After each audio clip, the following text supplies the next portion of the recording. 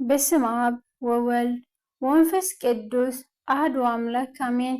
መጽሐፍ ኢያሱ ምዕራፍ 12 እቶም ደቂ እስራኤል ዝሰዓርዎም እሞ ምድሮም ከዓ ኣብ ስግር ዮርዳኖስ ብምብራቕ ፀሓይ ካብ ርባ ኣርኖን ክሳዕ ከረን ሄርሞን ብሸነኽ ምብራቕ ዘሎ ኩሉ ጎልጎል ድማ ዝወረስዎም ነገሥታት እዚኣቶም እዮም። እቲ ኣብ ሄስቦን ዝነበረ ካብታ ኣብ ገምገም ርባ ኣርኖን ዘሎ ዓርዔር ኣብ ማእኸል ርባ ዘላ ከተማን ፈረቓ ጊልዓድን ድማ ክሳዕ እታ ንደቂ ኣሞን እተዳውብ ርባ ያቦቅ ዝገዝእ ዝነበረ ሲሆን ንጉስ ኣሞራውያን ድማ እቲ ብወገን ምብራቕ ዘሎ ጎልጎል ክሳዕ ባሕሪ ኪኔሮት ብወገን ምብራቕ ድማ ክሳዕ ባሕሪ ጎልጎል ንሱ ከዓ ባሕሪ ጨው ናብ መገዲ ቤት የሲሞት ንደቡብ ድማ ኣብ እግሪ ጎቦታት ጲስጋ ድማ ደቡብ ኦጊ ንጉስ ባሳን ንሱ ካብቶም ኣብ ኣሽታሮትን ኣብ ኤድሬኤን ዝቕመጥ ዝነበረ ተረፍ ራፋውያን እዩ። ንሱ ኣብ ከረን ሄርሞንን ኣብ ሳልካን ኣብ ዘሎ ባሳንን ክሳዕ ዶብ ገሹራውያንን ማዓካታውያንን ኣብ ፈረቓ ጊልዓድን ድማ ዶብ ሲሆን ንጉስ ሄስቦን ይገዝእ ነበረ። ሙሴ ባርያ እግዚአብሔር ንደቂ እስራኤልን ወቕዕዎም። ሙሴ ባርያ እግዚአብሔር ድማ እታ ምድሮም ንሮቤላውያንን ንጋዳውያንን ፈረቓ ነገድ ምናሴን ንርስቲ ሃቦም። እቶም ኣብ ስግር ዮርዳኖስ ኣብ ወገን ምዕራብ ኣብ ጎልጎል ሊባኖስ ካብ ዘላ በዓል ጋድ ክሳዕ እቲ ናብ ስዒር ዘደይብ መላጥ ከረን ዝነበሩ ኢያሱን ደቂ እስራኤልን ዝወቕዕዎም ነገሥታት እታ ሃገር እዚኣቶም እዮም። ኢያሱ ድማ እታ ምድሪ ንነገዳት እስራኤል ከከም ክፍልታቶም ገይሩ ንርስቲ ሃቦም።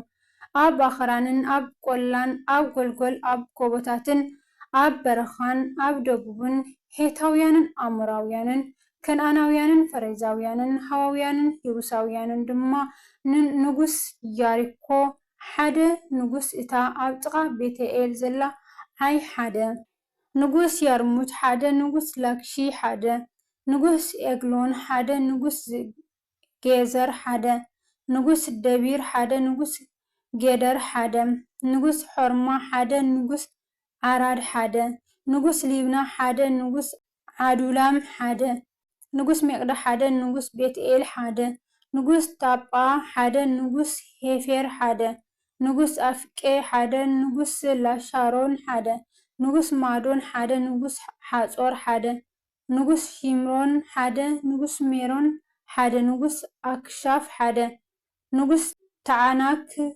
ንጉስ ሚጊዶ ሓደ ንጉስ ቀደሽ ሓደ ንጉስ የቅንዓም ኣብ ቀርሜሎስ ሓደ ንጉስ ዶር ኣብ በረኽቲ ዶር ሓደ ንጉስ ጎይም ኣብ ጊልጋል ሓደ ንጉስ ቲርፃ ሓደ ኩሎም 31 ነገሥታት እዮም። ምዕራፍ 13 ኢያሱ ድማ ነዊሕ ዘመን ገይሩ ኣሪጉ ነበረ። እግዚአብሔር ከዓ በሎ ንስኻ ነዊሕ ዘመን ጌርካ ኣሪግካ ኢኻ፣ እትትሓዝ ምድሪ ድማ ገና ኣዝያ ገዛፍ ተሪፋ ኣላ። እታ ዝተረፈት ምድሪ ከዓ እዚኣ እያ።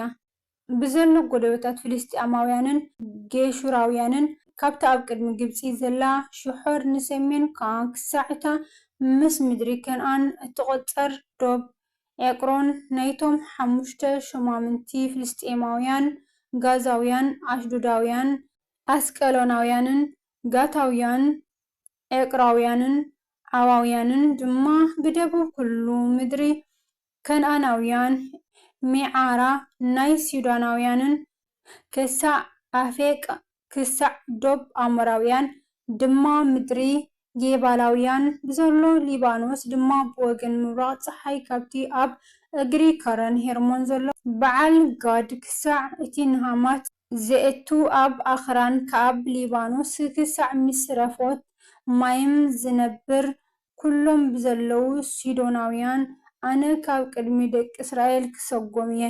ጥራይ ከምቲ ዝኣዘዝኩኻ ጌርካ እታ ምድሪ ንእስራኤል ንርስቲ ኣካፍሎም።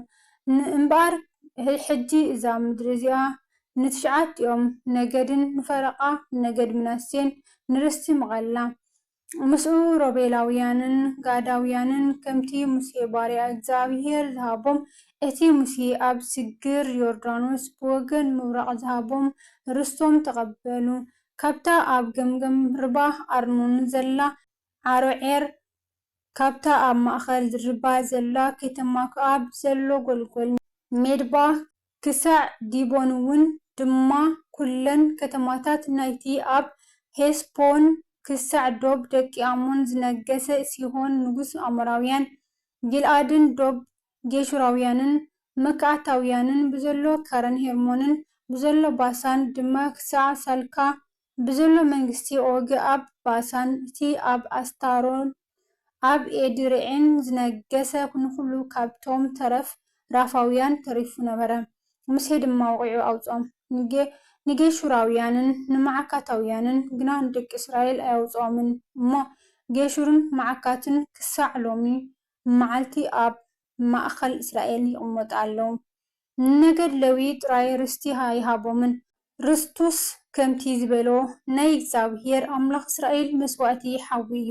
እምበኣርሲ ሙሴ ንነገድ ደቂ ሮቤል ከምቲ ዓሌቶም ርስቲ ሃቦም ዶቦም ካብታ ኣብ ገምገም ርባ ኣርኖን ዘላ ዓሮዔርን ካብታ ኣብ ማእኸል ርባ ዘላ ከተማን ብዘሎ ጎልጎል ሜድባ ድማ ሄስቦን እተን ኣብ ጎልጎል ዘለዋ ኩለን ከተማታት ዲቦንን ባሞት በዓልን ቤት በዓል ሚዖንን የሕፃን ቄዴሞትን ሜፋዓትን ቂርያቴምን ሲብማን እታ ኣብቲ ኣብ ለሰ ዘሎ ኸዳን ዘላ ጸሬት ሻሓር ድማ ቤት ጴኦርን ጎበታት ጲስጋንን ቤት የሺሞትን ኩለን ከተማታት ጎልጌልን ዘላ መንግስቲ ኣብ ሄስቦን ነጊሱ ዝነበረ ሲሆን ንጉስ አሞራውያንን ምስቶም ሹማምንቲ ሚድያን ኤዊን ረቀምን ጹርን ሑርን ሬባን እቶም ኣብታ ሃገር ዝነብሩ ሹማምንቲ ሲሆን ሙሴ ዝወቕዖም ንበልዓም ጠንቋሊ ወዲ ቢዖር ድማ ምስቶም ካልኦት ቅብትላቶም ደቂ እስራኤል ብሴፍ ቀተልዎም። ዶብ ደቂ ሮቤል ድማ ዮርዳኖስን ዶቡን ነበረ። ርስቲ ደቂ ሮቤል ከከም ዓሌቶም ከተማታት ዓድታትን እዚ እዩ። ንነገድ ጋድ ድማ ንደቂ ጋድ ከከም ዓሌቶም ሙሴ ሃቦም ዶቦም ያዕዜርን ኩለን ከተማታት ጊልአድን ፈረቓ ምድሪ ደቂ አሞን ድማ ክሳዕ እታ ኣብ መንጽር ራባ ዘላ ዓርዔርን ነበረ። ካብ ሄስቦን ድማ ክሳዕ ራማት ሚጽጴን በጦኒም ካብ መሃናይም ክሳዕ ዶብ ደቢር ኣብቲ ለሰ ድማ ቤት ሃራም ቤት ኒምራን ሱኮትን ጻፎን እቲ ተረፍ መንግስቲ ሲሆን ንጉስ ሄስቦን ቲዶብ ድማ ዮርዳኖስ እዩ። ክሳዕ ወሰን ባሕሪ ክነረት ስግር ዮርዳኖስ ብምብራቑ ርስቲ ደቂ ጋድ ከከም ዓሌቶም ከተማታት ምስ ዓድታትን እዚ እዩ። ንፈረቓ ነገድ ምናሴ እውን ሙሴ ርስቲ ሃቦም ንሱ ካብ ንፈረቓ ነገድ ደቂ ምናሴ ከከም ዓሌቶም ኮነ። ዶብም ከዓ ካብ መሃናይም ብዘሎ ባሳን ብዘሎ መንግስቲ ኦግ ንጉስ ባሳን ኩለን ዓድታት ናይታ ኣብ ባሳን ዘላ ያኢር ስሳ ከተማታት ፈረቓ ጊልዓድ ድማ ኣስታሮትን ኤድርዕን ከተማታት መንግስቲ ኦግ ኣብ ባሳን ደቂ ማኪር ወዲ ምናሴ ንፈረቓ ደቂ ማኪር ከከም ዓሌቶም ኮነ። እተን ኣብ ስግር ዮርዳኖስ ብወገን ብምብራቓ ንያሪኮ ኣብ ጎልጎል ሞዓብ ሙሴ ዝረስተዮም እዚኣተን እየን። ንነገደ ሌዊ ግና ከምቲ ዝበሎም እግዚአብሔር ኣምላኽ እስራኤል እዩ ርስቶም እሞ ሙሴ ርስቲ ኣይሃቦምን። ምዕራፍ 14 እተን ደቂ እስራኤል ኣብ ምድሪ ከነዓን ዝወረስወን እሞ እቲ ካህን ኣልዓዛርን ኢያሱ ወዲ ነዌን እቶም ርስትታት ነቦታት ነገዳት ደቂ እስራኤል ዘውረስዎም እዚኣተን እየን። ከምቲ እግዚአብሔር ብኢድ ሙሴ ዝኣዘዞ ንትሽዓተ ነገድን ንፈረቓ ነገድን ርስቶም ብዕጫ ከፈሎም። ነቶም ክልተ ነገድን ንፈረቓ ነገድን ሙሴ ኣብ ስግር ዮርዳኖስ ርስቲ ሂብዎም ነበረ። ንሌዋውያን ግን ኣብ መንጎኦም ርስቲ ኣይሃቦምን። ደቂ ዮሴፍ ክልተ ነገድ ምናሴ ኤፍሬምን ነበሩ እሞ ንሌዋውያን ግና ብዘካተን ዝነብሩለን ከተማታት ምስተን ንኸብቶምን ንጥሪቶምን ዝኾና ከበብትን ኣብታ ምድሪ ግደ ኣይሃቦምን። ደቂ እስራኤል ከምቲ እግዚአብሔር ንሙሴ ዝኣዘዞ ከምኡ ገበሩ፣ ነታ ምድሪ ተመቓልዋ። ደቂ ይሁዳ ድማ ኣብ ጌልጋ ናብ ኢያሱ ቀረቡ። ካሌብ ወዲ የፋን እቲ ቀኔዛዊ ከኣ በሎ፣ እግዚአብሔር ንሙሴ ነቲ ናይ ኣምላኽ ሰብ ኣብ ቃዴስ ባርኔዓ ብዛዕባይን ብዛዕባኻን ዝበሎ ንስኻ ትፈልጥ ኣለኻ። እቲ ሙሴ ባርያ እግዚአብሔር ነታ ምድሪ ክስሊ ካብ ቃዴስ ባርኔዓ ክሰደኒ ከሎ ኣነ ወዲ 40 ዓመት ነበርኩ እሞ ከምቲ ኣብ ልበይ ዝነበረ ቃል መለስኩሉ። እቶም ምሳይ ደይቦም ዝነበሩ ኣሕዋተይ ንልቢ እቲ ህዝቢ ኣሸበርዎ፣ ኣነ ግና ንእግዚአብሔር ኣምላኸይ ፈጺመ ሰዓብክዎ። ሙሴ ድማ በታ መዓልቲ እቲኣ ንእግዚአብሔር ኣምላኸይ ፈጺምካ ስለ ዝሰዓብካዮ እታ እግርኻ ዝረገጸታ ምድሪ ንኣኻን ንደቅኻን ንዘለኣለም ርስቲ ትኹን ኢሉ መሓለ። ሕዚ ድማ እንሆ እቲ እስራኤል ኣብ በረኻ ክመላለስ ከሎ እግዚአብሔር ንሙሴ እዚ ቃል እዚ ካብ ዝነግሮ ከምቲ ዝበሎ እግዚአብሔር እዘን 45 ዓመት ብሂወት ኣጽንሐኒ።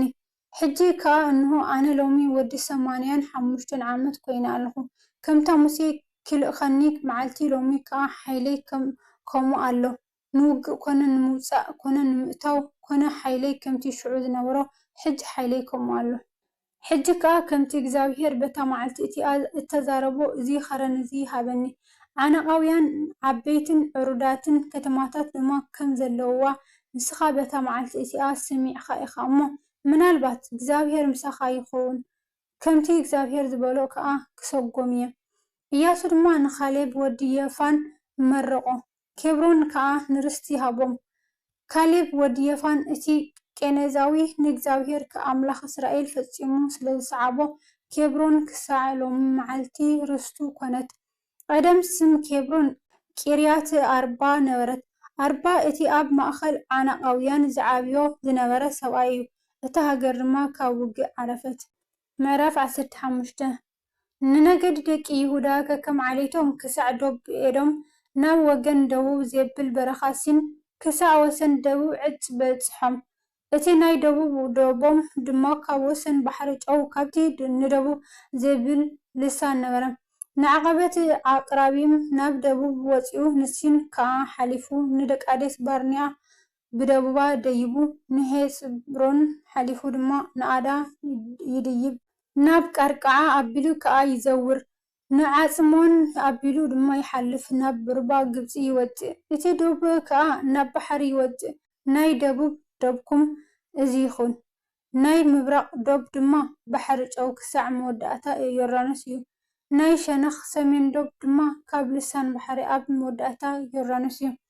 እቲ ዶብ ከዓ ንቤት ሆግላ ይድይብ እሞ ብሰሜን ቤት ዓራባ ይሓልፍ። እቲ ዶብ ድማ ናብ ቦሃን ወዲ ሮቤል ይድይብ። እቲ ዶብ ከዓ ካብ ለስዓኾር ናብ ደቢር ይድይብ።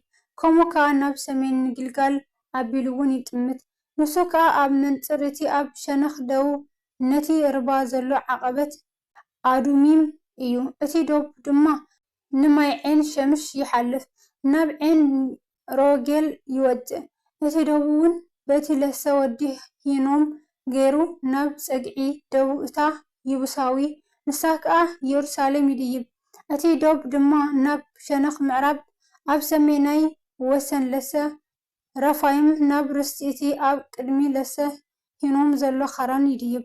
ካብ ርስቲ እቲ ከረን ከዓ እቲ ዶብ ናብ ዓይኒ ማይ ነፍጥኣ ይሓልፍ ናብ ከተማታት ከረን ኤፍሮን እውን ይወፅእ። እቲ ዶብ ከዓ ናብ በዓላ ንሳ ቂርያት ያዕሪም ይዘውር። ካብ በዓላ ንምዕራብ ድማ እቲ ዶብ ንኸረን ስዒር ይዘውር ናብ ሰሜናይ ፀግዒ ከረን ያዕሪም ከዓ ይሓልፍ። ንሱ ክሳሎን እዩ። ንቤት ሸምሽ ወሪዱ ድማ ናብ ቲምና ይሓልፍ። እቲ ዶብ ከዓ ብሰሜን ፀግዒ ኤቅሮን ይወፅእ። እቲ ዶብ እውን ናብ ሼኽሮን ኣቢሉ ይዘውር። ብኸረን በዓል ድማ ይሓልፍ ናብ ያብኒኤል ይወፅእ። እቲ ዶብ ከዓ ናብ ባሕሪ ይወፅእ። እቲ ናይ ምዕራብ ዶብ ድማ ዓብይን ባሕርን ዶብን እዩ። ዶብ ደቂ ይሁዳ ከከም ዓሌቶም ብዙርያኡ እዚ እዩ። ንካሌብ ወዲ የፋን ድማ ከምቲ እግዚአብሔር ንኢያሱ ዝኣዘዞ ኣብ ማእኸል ደቂ ይሁዳ ግደ ሃቦ። ቂርያት አርባ አቦ ዓናቅ ንሳ ኬብሮንያ ካሌብ ድማ ንሰለስቲኦም ደቂ ዓናቅ ንአሂማንን ንታልማይን ወለዶ ዓናቅ ካብኣ ኣውፅኦ ንሽሻይን ንአሂማንን ንታልማይን ወለዶ ዓናቅ ካብኣ ኣውፅኦም ካብኣ ናብቶም ኣብ ደቢር ዝነብሩ ደየበስም ደቢር ከዓ ቀደም ቂርያት ሴፋር ነበረ ካሌብ ድማ ነቲ ንቂርያት ሴፋር ተዋጊኡ ዝሓዛ ዓክሳ ጓሌይ ሰበይቲ ክትኮኑ ክህቦ እየ በለ ሽዑ ኦትኒኤል ወዲ ቄናዝ ሓው ካሌብ ሓዛ እሞ ዓክሳ ጓሉ ሰበይቲ ክትኮኑ ሃቦ ኮነ ከዓ ምስ መፀት ካብ ኣቦኣ ግራት ክልምን መኸረቶ ካብ ኣድጋ ከዓ ወረደት ካሌብ ድማ እንታይ ኮንኪ በላ እንታካ በረኸት ሃበኒ ምድሪ ደቡብ ሂብካኒ ኢኻሞ ዓይኒ ማያት ከዓ ሃበኒ በለት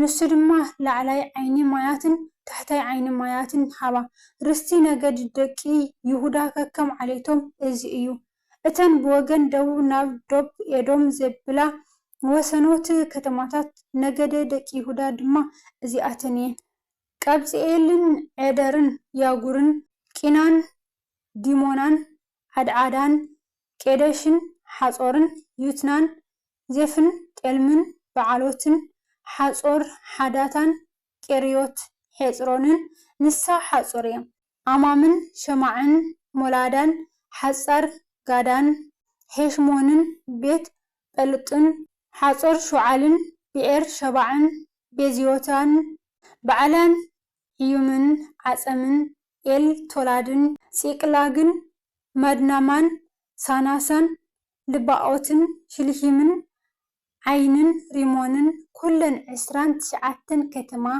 ምስ ዓድታት ኣብ ቁላ ኤሽታኦልን ጾርአን ኣሽናን ዛኖአን ዔን ጋኒምን ታপুአን ዔናምን ያርሙትን ዓዱላም ሶኮን ዓዜቃን ሸዓራይምን ዓዲታይምን ግዴሮታይምን 14 ከተማ ምስ ዓድታትን ጽናን ሓዳሽን ሚግዳል ጋድን ዲልዓንን ሚጥጴን ዮቅቴኤልን ላክሽን ቦጽቃትን ዓግሎንን ካቦንን ለሕማስን ኪትሊሽን ግዳሮትን ቤት ጓዳንን ነዓማን ማቄዳን 16 ከተማ ምስ ዓድታትን ሊብናን ዔተርን ዓሻንን ይፍታሕን ኣሸናን ንጺብን ቂዕላን ኣክዚብን ማሬሻን 9 ከተማታት ምስ ዓድታትን ኤቅሮን ምስ ከተማታታ ዓድታታን ካብ ኤቅሮን ክሳዕ ባሕሪ ኣብ ጥቓ ኣሽዶድ ዘሎ ኩሉን ምስ ዓድታትን ኣሽዶድን ምስ ከተማታታን ጋዝ ምስ ከተማታታን ዓድታታን ክሳዕ ርባ ግብፅን ክሳዕ ዓብይ ባሕርን ዶብን ኣብ ከረን ድማ ሻሚርን ያቲርን ሶኮን ዳናን ቂርያትን ሳናን ንሳ ደቢር እያ ዓናብን ኤሽትሞንን ዓኒምን ጌሸንን ሖለንን ጊሎንን 11 ከተማ ምስ ዓድታትን ኣራብን ድማን ኣሼዓን ያኑምን ቤት ታፑአን ኣፌቃን ሕምታን ቂርያት ኣርባን ንሳ ኬብሮን እያ ጺኦርን 9 ከተማ ምስ ዓድታትን ማዖንን ካርሜልን ዝፍን ዮጣን ይዝርኤልን ዮቅድኣምን ዛኖአን ቃየንን ጊብዓን ቲምናን 10 ከተማ ምስ ዓድታት ሓልሑልን ቤት ጹርን ግዶርን መዓራትን ቤት ዓኖትን ኤልትቆንን 6 ከተማ ምስ ዓድታትን ቂርያት በዓል ንሳ ቂርያት ይዓሪም እያ ራባ እውን 2 ከተማ ምስ ዓድታትን ኣብ በረኻ ቤት ዓራባን ሚድንን ሰካንን 2 ነብሻንን ዒር ሃምላን ዔንጌድን 6 ከተማ ምስ ዓድታትን ነቶም ኣብ ኢየሩሳሌም ዝነበሩ ይቡሳውያን ግና ደቂ ይሁዳ ከውጽዎም ኣይከኣሉን ስለዚ ይቡሳውያን ክሳዕ ሎሚ መዓልቲ ምስ ደቂ ይሁዳ ኣብ ኢየሩሳሌም ይነብሩ ኣለዉ ስለ ቃላቱ ናይ ቃላቱ በዓል ቤት እግዚአብሔር አምላክና ዝከበረን ዝተመስገነን ይሁን ዝወደቀ ዝነጠበ አፍ ቅዱሳን ይተአረመለይ ወስብሐት ለእግዚአብሔር ልዑል ወለወላዲቱ ድንግል ወለመስቀሉ ክቡር